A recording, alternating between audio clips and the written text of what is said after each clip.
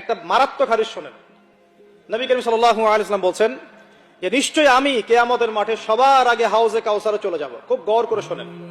নিশ্চয়ই আমি মুহাম্মদ সাল্লাল্লাহু আলাইহি ওয়াসাল্লাম কিয়ামতের মাঠে সবার আগে হাউজে কাউসারে চলে যাব, সবার আগে। এবং সেখানে পান পাত্র সাজানো থাকবে, মানে পান পাত্র যেখানে আমরা পান করব। এই পাত্রগুলোর সংখ্যা হবে আকাশের তারার চেয়েও বেশি, সুবহানাল্লাহ। এবং সেই হাউজে কাউসারের পানি হবে দুধের চেয়ে বেশি সাদা, মধুর চাইতেও বেশি মিষ্টি। যে ব্যক্তি একবার সেখান থেকে পান করতে পারবে, কোনোদিনও সে আর পিপাসার্ত হবে না। আমি বলে দেই, কিয়ামতের মাঠ মানে 50,000 বছরের সমান দিন। কিয়ামতের মাঠ মানে 50,000 বছরের সমান দিন। এই লম্বা সময়ে সে পিপাসার্ত হবে না ইনশাআল্লাহ তাআলা। এবার নবী করিম সাল্লাল্লাহু আলাইহি ওয়াসাল্লাম বলছেন, আমি আমার উম্মতকে পানি পান করাতে থাকবো, পানি পান করাতে থাকবো।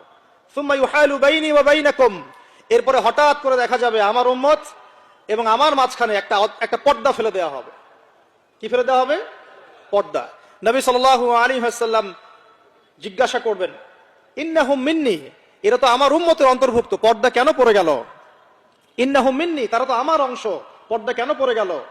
আল্লাহ রাব্বুল আলামিনের পক্ষ থেকে জানানো হবে, হে নবী আপনি জানেন না, হে নবী আপনি জানেন না যে আপনার মৃত্যুর পরে এরা দিনের মধ্যে কত কিছু সংযোজন করেছিল, কত বেদাতি আমল চালু করেছিল।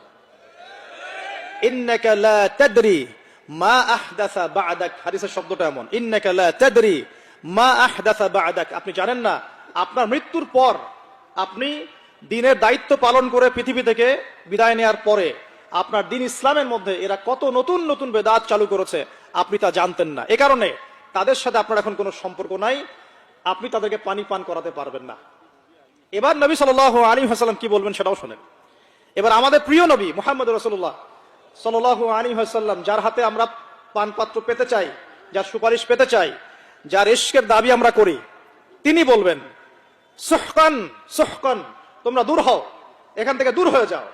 লাম সুহকান সুহকান লিমান গায়্যারা বাদি, দূর হয়ে যাও হতভাগার দল, যারা আমার পরে ইসলামকে বিবর্তিত করেছে, পরিবর্তিত করেছে।